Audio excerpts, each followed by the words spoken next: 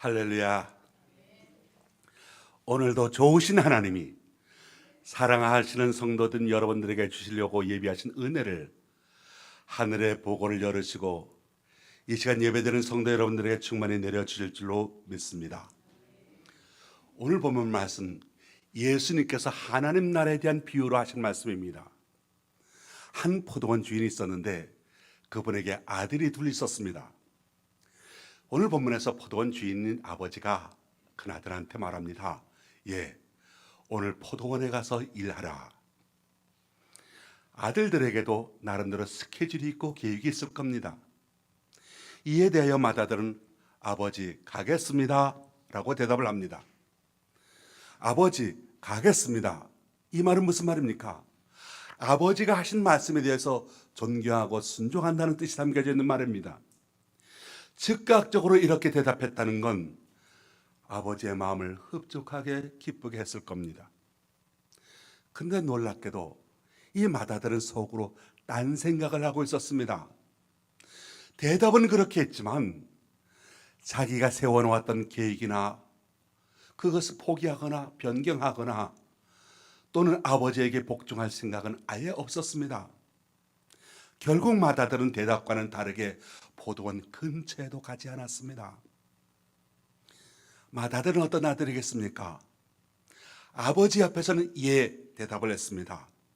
그런데 아버지 눈 밖에 벗어나서는 아버지에게서 마음이 멀어졌습니다. 거절하였습니다. 자극이 왔을 때는 결심을 하지만 조금 지나면 변해버리는 사람이라는 것이지요. 환난 당할 때는 기도하고 열심히 하나님께 매달리지만 환난이 지나고 나면 마음이 변해버리는 사람입니다.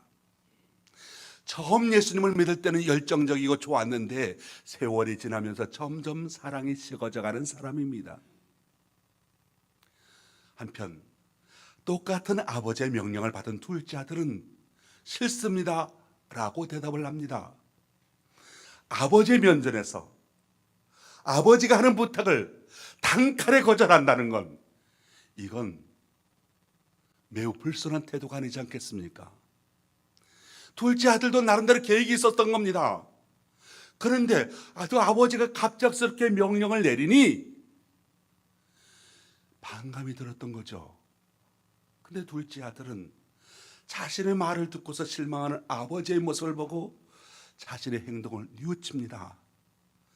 뉘우칠 뿐만 아니라 자기가 해려고 했던 계획들을 접어두고서 아버지의 명령대로 포도원으로 갔습니다. 둘째 아들은 어떤 사람이겠습니까? 둘째 아들은 아버지의 마음을 아프게 하는 것이 마음에 걸렸던 겁니다. 둘째 아들은 조금만 꺼림칙한 것이 있으면 못 견디는 성격이었던 겁니다. 그리고 둘째 아들은 깨닫는 것이 빨랐고 깨닫는 것을 즉시 행동으로 옮길 줄 아는 사람이었습니다. 그래서 그는 실제적으로 깨닫자마자 포도원으로 그의 몸을 옮겼던 겁니다. 예수님께서 묻습니다. 이 둘 중에 누가 아버지의 뜻대로 하였느냐라고 하는 겁니다. 사실 모두가 잘못했지요. 맏아들 아버지를 속였습니다. 그 명령을 이행하지 않았던 건 거짓과 위선의 죄를 범했습니다. 둘째 아들은 아버지의 명령에 대해서 면전에서 단칼에 거절하는 건 그건 무례한 행동이었던 거죠. 맏아들은 예의 바르긴 했지만 정직하지 않은 자였고 둘째 아들은 정직했지만 고집이 센 사람이었습니다. 그런데 결국 아버지의 뜻대로 한 사람은 둘째 아들이었다는 겁니다. 예수님께서 이렇게 비유하시는 목적은 분명합니다. 여기서 맏아들은 당시 위선적인 종교 지도자들을 말하는 것이었습니다. 그리고 둘째 아들은 그 당시 사회에서 차별받고 있었던 사람들, 대표적으로 죄인들이라고 지명받고 그리고 사회적인 약자라고 일컬어지는 사람들이었습니다. 대제사장을 비롯한 서기관, 바리새인 등 유대 종교 지도자들은 하나님의 말씀 앞에서 그렇게 따르겠습니다 라고 즉각적으로 맹세를 합니다만은 근데 막상 성전 밖에 나가서는 그 하나님의 말씀을 이행하지 아니하는 위선을 일삼았던 겁니다. 예수님은 그러한 위선적인 신앙으로는 그들이 죄인이라고 사람 취급도 하지 않는 세리와 장기보다 하늘 아래 천국에 들어갈 가능성이 희박하다고 말씀하시는 것, 그것이 바로 오늘 본문 말씀의 핵심이죠. 오늘 본문의 말씀 하늘나라의 비유라고 말씀했습니다. 여기서 우리가 분명히 해야 할 것이 있습니다. 하나님 나라에 어떤 사람이 들어가느냐?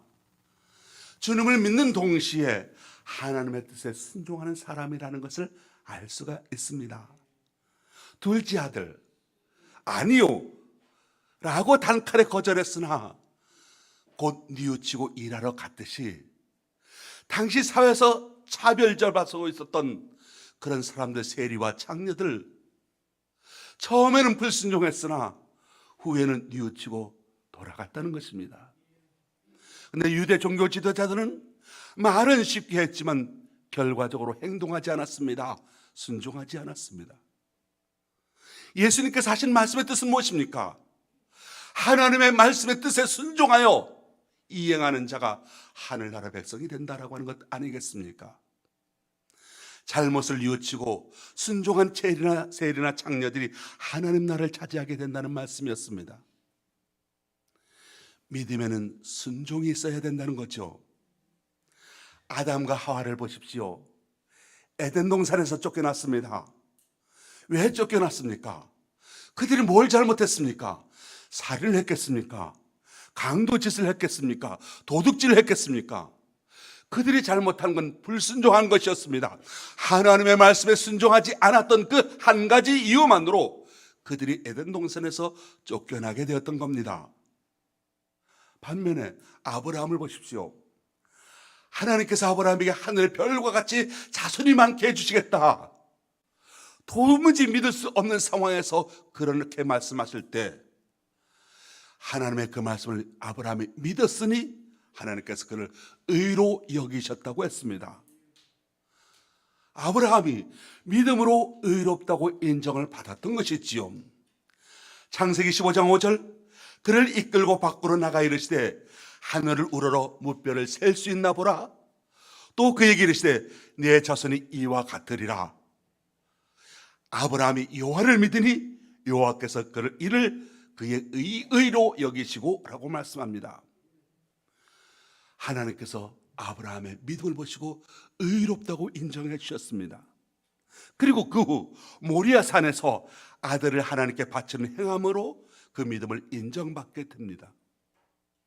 창세기 15장에서 믿음으로 의롭다고 인정을 받은 후에도 창세기 22장에서 순종으로 그 믿음이 증명되기까지 이 아브라함이 하나님 앞에 의롭다고 인정은 받았지만 실제로 아브라함 자신에게는 믿음이 많이 흔들렸고 갈등이 많았습니다. 그런데 창세기 22장에서 이삭을 번제로 드릴 행함, 순종 그 이후에는 그런 흔들리는 믿음, 불완전한 믿음의 흔적을 단 한 번도 보인 적이 없다는 사실입니다. 무슨 말이냐면 하나님께 인정받았던 그 아브라함의 믿음은 아들을 번제로 드리는 행함을 통해서 온전해지게 되었다라고 하는 것이죠. 아브라함이 하나님의 약속을 믿음으로 의롭다함을 받았습니다. 그리고 실제로 아들 이삭을 번제로 바치는 행함을 통해서 그 믿음이 증명되었고 그때서야 비로소 그 믿음이 온전하게 되었다라고 하는 것이죠. 요한복음 1장에서 하나님은 곧 말씀이라고 했습니다. 태초에 말씀이 계시니라. 이 말씀이 곧 하나님과 함께 계셨으니 이 말씀은 곧 하나님이시니라. 하나님은 우리에게 말씀으로 나타나십니다. 즉 하나님의 말씀을 존중하는 것이 하나님을 존중하는 것입니다. 신앙 수준의 척도는 무엇이겠습니까? 순종 여부에 달려 있습니다.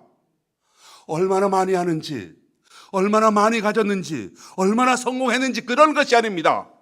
주님의 말씀에 얼마나 순종하는지가 그의 믿음의 견고함의 정도를, 그의 믿음의 수준을 말해주는 겁니다. 요한복음 14장 24절에서 주님께서 말씀하십니다.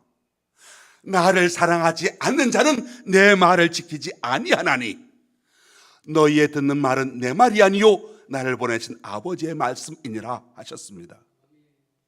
하나님을 존중히 여기는 사람, 하나님을 존중히 여기는 사람은 하나님의 말씀을 존중히 여깁니다.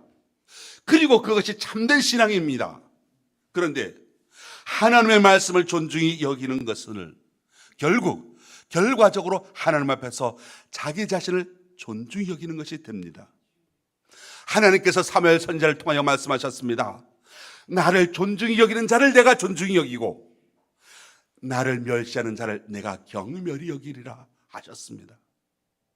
우리가 하나님의 말씀을 존중히 여기면 하나님께서도 우리를 존중히 여기시겠다고 말씀하십니다. 그랬기에 사무엘은 순종이 제사보다 낫다고 말했던 겁니다. 저와 여러분 모두가 다 하나님의 말씀을 존중히 여겨 순종함으로 하나님으로부터 귀중히 여기는 축복을 받게 되시기를 주님의 이름으로 축원합니다. 오늘 본문에서 아버지가 아들에게 포도원에 가서 일하라라고 말을 하죠. 이스라엘의 기후를 보면 포도철기에 갑자기 비가 내려집니다. 그리고 비가 내려지면 포도원이 다 포도가 떨어지게 됩니다. 그래서 수확을 해야 될 때 반드시 빨리 즉시 수확을 해야 되는 것이지요. 이 일의 긴박성을 말하는 겁니다. 그리고 본문에서 아버지는 두 아들에게 포도원에 가서 일하라고 했는데 예수님의 모든 비유 가운데서 포도원이라고 하는 단어는 바로 교회를 가리키는 상징적인 언어이죠. 교회는 예수님께서 십자가에서 피 흘려 그 피값으로 산 그리스도의 몸입니다. 그리스도의 몸된 이 교회를 통하여 하나님의 복음이 전해져 왔고 하나님의 뜻이 이루어져 왔습니다. 물론 교회 밖에도 하나님의 역사심이 있습니다.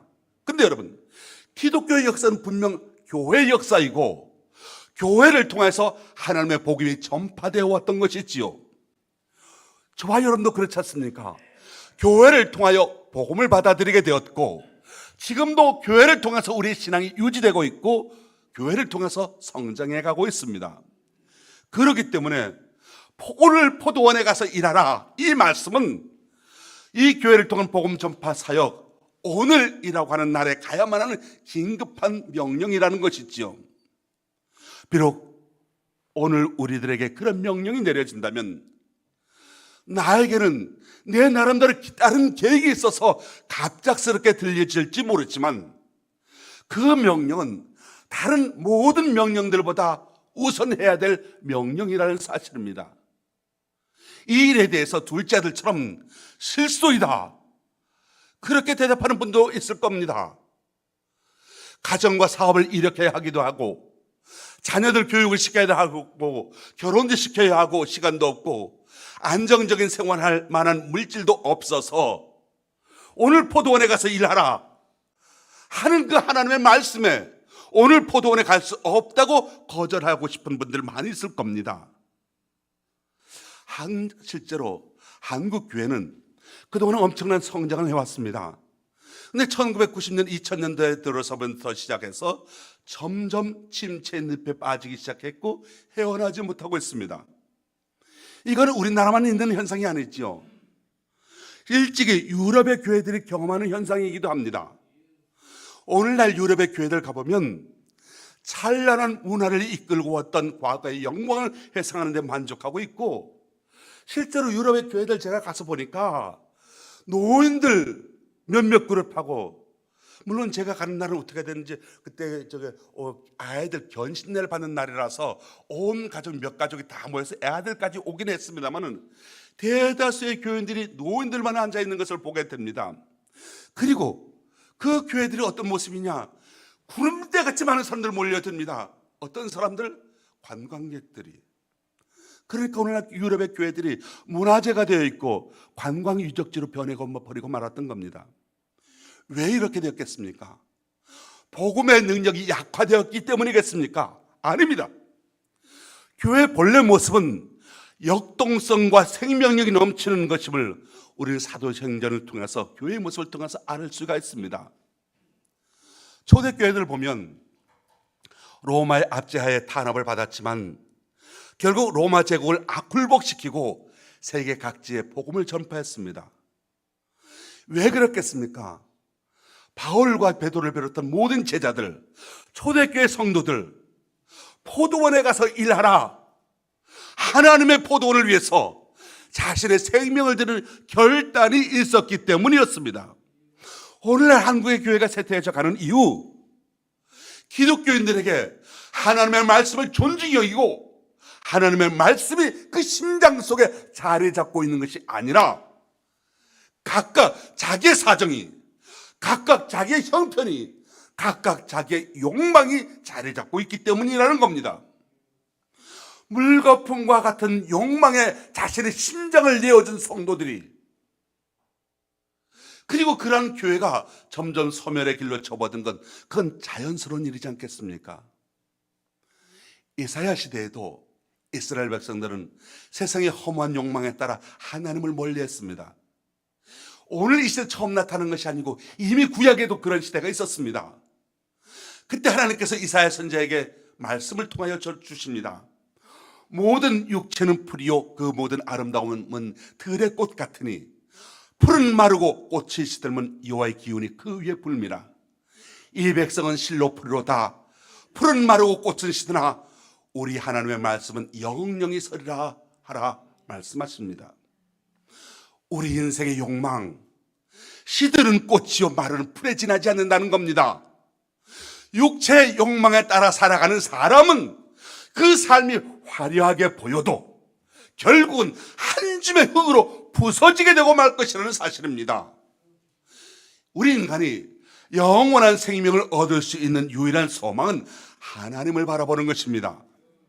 우리 인생이 한 줌 흙으로 끝나지 않냐고 영생을 얻기 위해서는 영원한 생명을 주시는 하나님께 나아가야 하는 것이지요.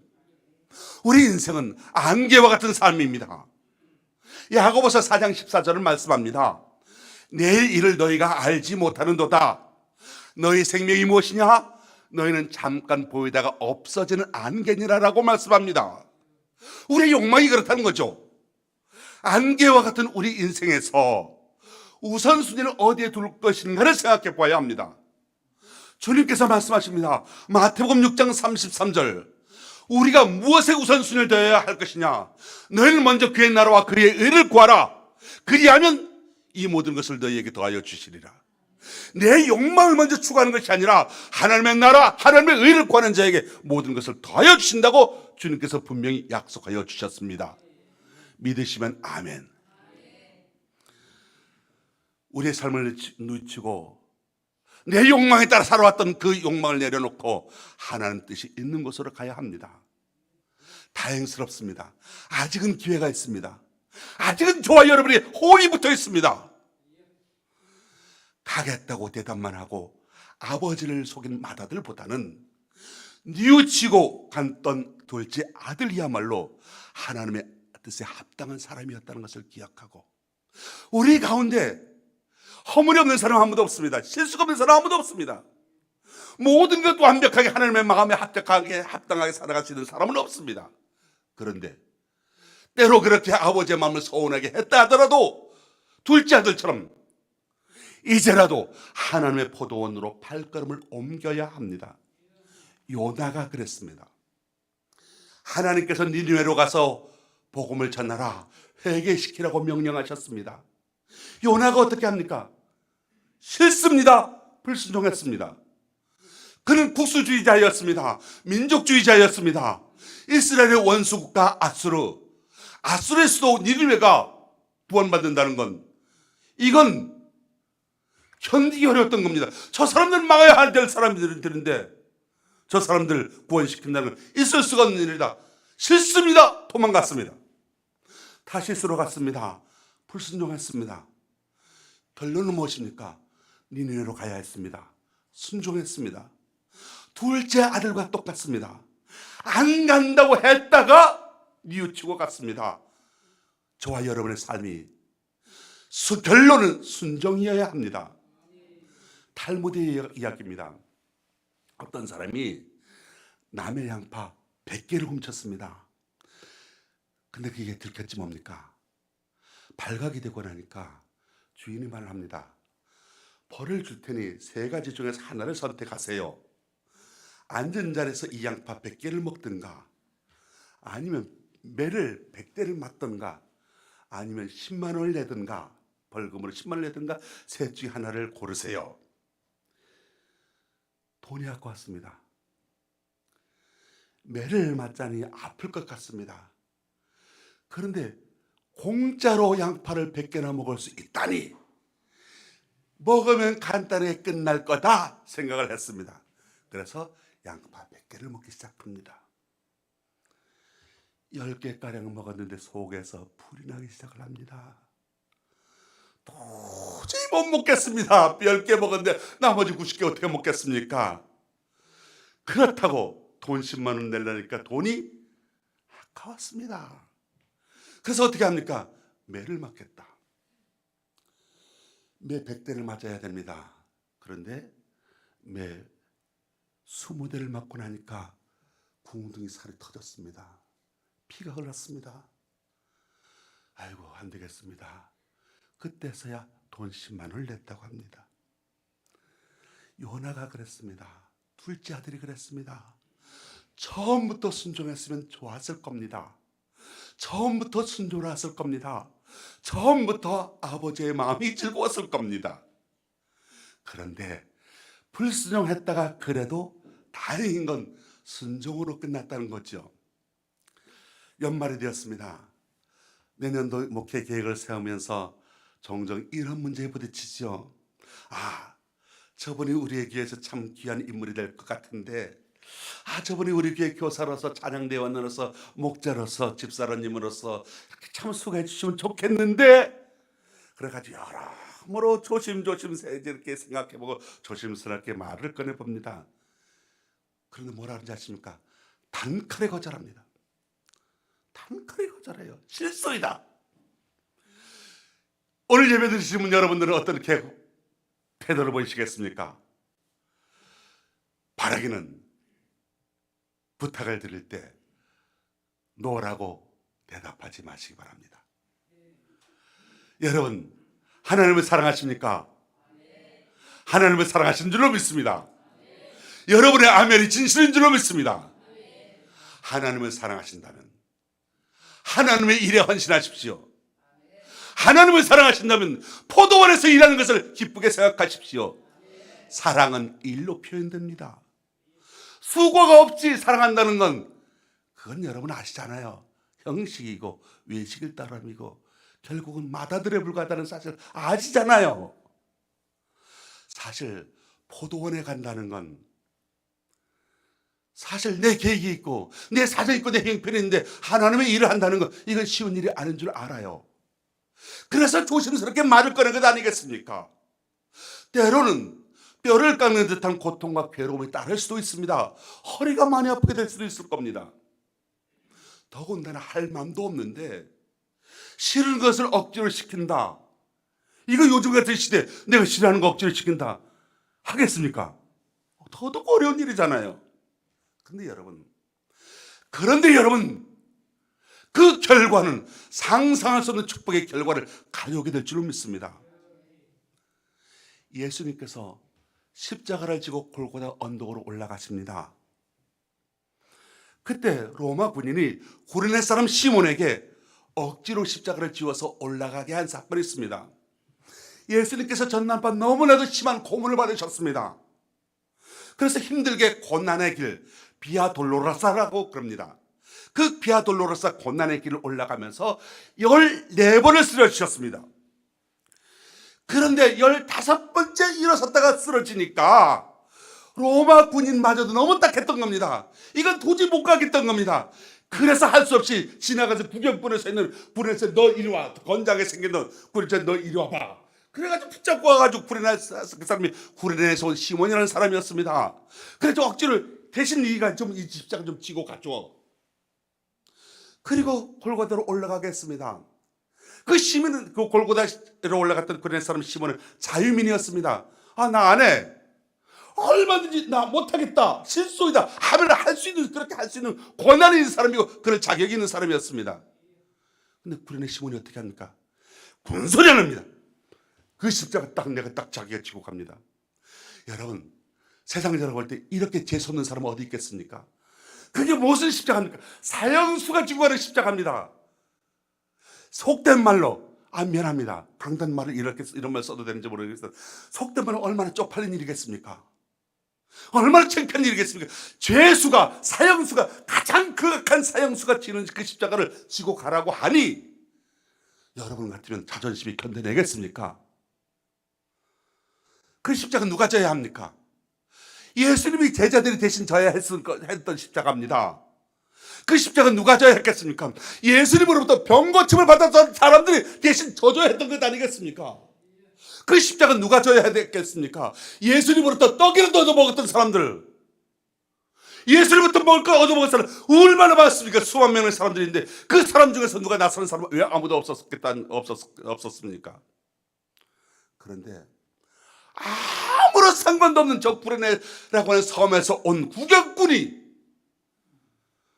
유월절 지키려고 예루살렘에 왔다가 이와 같은 일을, 세상 말로 하면 이와 같이 재수 온 붙은 일을, 그런 일을 당하고 말았던 겁니다. 아무도. 14번째 쓰러지고 15번째 일어섰다가 견디지 못하고 쓰러진 그 예수님, 그 예수님의 십자가를 아무도 대신 지려고 하지 않았으나 그 시몬만은 묵묵하게 유일하게 예수님의 십자가를 대신 져줬습니다. 예수님의 십자가를 대신 진 이 시몬의 행위는 자발적인 것은 아니었습니다. 자원해서 했던 것은 아니었습니다. 자기가 하고 싶어서 했던 것은 아니었습니다. 어때도 너 이리 와, 멱살 잡혀서 와서 치고 가라고 하니까 그렇게 진 것이었으나 얼마나 훌륭하고 기념된 일입니까?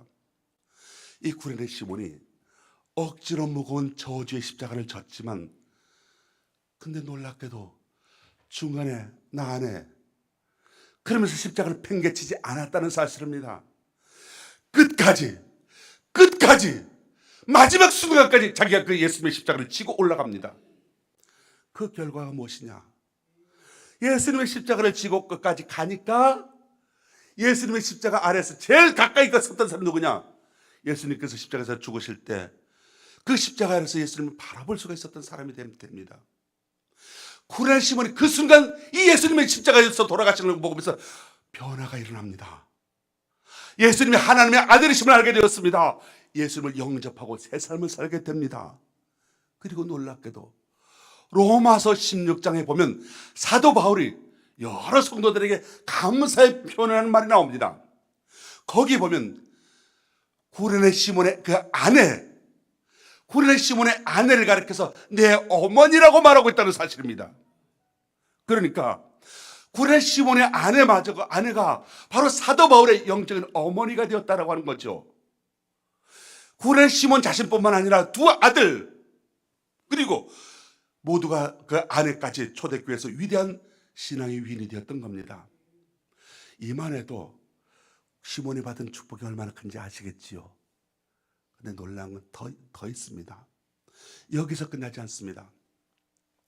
역사가 요세비스의 기록에 의하면 서기 313년은 대단히 중요한 전 세계 역사에서 313년은 대단히 중요한 얘기입니다. 세계 역사가 바뀌어진 해입니다.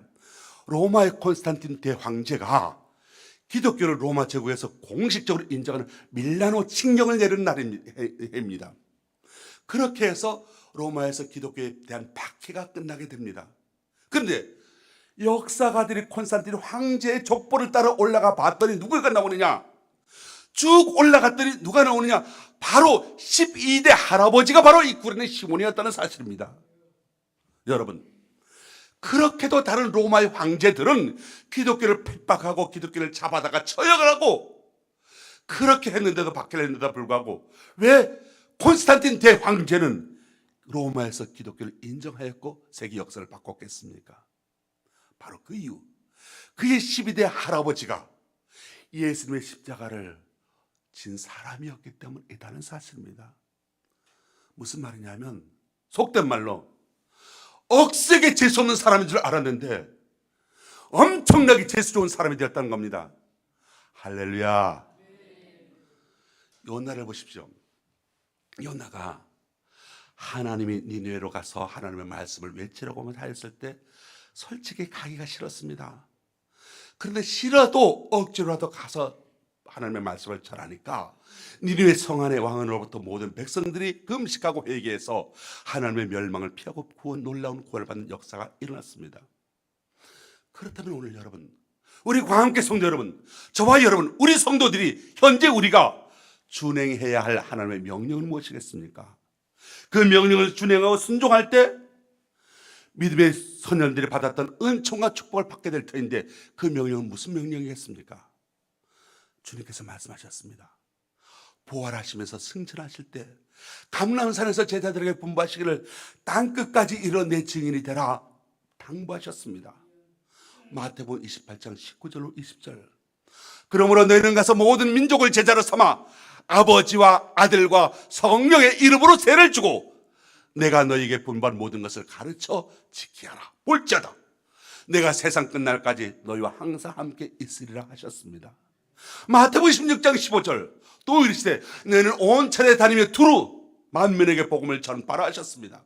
사도행전 1장 18절. 오직 성령이 너희에게 임하시면 너희가 권능을 받고 예루살렘과 온 유대와 사마리아와 땅끝까지 이르러 내 증인이 되리라 하셨습니다. 우리가 오늘 순종해야 될 명령 무엇입니까? 우리가 지켜야 될 말씀 무엇이겠습니까? 바로 하나님 지상 명령, 하나님의 최대 명령이 되는 겁니다. 여러분, 하기 싫죠? 피하고 싶으시죠? 그것이 바로 우리의 십자가라는 겁니다. 억지로라도 십자가 져야 합니다. 피하지 마십시오. 억지로라도 그 십자가 지시기 바랍니다. 반드시 하나님의 큰 복이 임하게 됩니다. 다음 주일 추수감사주일입니다. 우리가 어떤 마음으로 추수감사주일을 맞이해야 되겠습니까? 험하고 거친 이 세상 가운데서, 사건 많고 사고 많은 이 세상 가운데서 그래도 이렇게 매일매일 아침마다 아무 탈 없이 산다는 건, 이것 자체가 기적이지 않겠습니까? 추수감사주일, 하나님의 은혜와 사랑을 기억하면서 다시금 내 마음을 하나님께로 향하고 내 마음에 감사의 마음을 회복해야 되겠습니다. 그리고 아울러 새생명전도축제 한성도 한영혼 축제로, 이번 추수감사를 한성도 한영혼 축제로 인도하자고 했습니다. 딱 5주 설교하기로 했습니다. 오늘이 5주째입니다. 5주째 전도된 설교를 했는데 여러분들 반응이 어떠신지 여러분 다 잘 아시잖아요. 꼼짝도 안 하시는 분이 있으시고요, 작정서 올리신 분이 있으시고요, 작정서 써내긴 했는데 전혀 그동안 한 주간 동안 움직이지 않으신 분도 있으실 겁니다. 괜찮습니다. 감사하게도 아직은 기회가 있습니다. 지금이라도 하나님의 뜻을 먼저 생각하는 삶으로 뉘우치고 나가시게 되시길 바랍니다. 아직 기회는 있습니다. 하나님이 주시는 이 기회를 붙잡게 되시길 바랍니다. 억지로라도 싫더라도 십자가 지고 행하면 여러분에게 축복이요, 여러분의 자손만대 후손에게도 축복이 될 줄로 믿습니다. 아멘. 아멘. 지금까지 하나님의 말씀대로 살아오지 못했어도 오늘 본문의 둘째 아들과 같이 이제라도 하나님의 말씀에 순종해서 하나님의 말씀대로 산다면 분명히 하나님의 나라를 기업으로 얻는 복된 성도가 될 줄로 믿습니다. 아멘. 다 이와 같은 성도가 되시기를 예수님의 이름으로 축원합니다.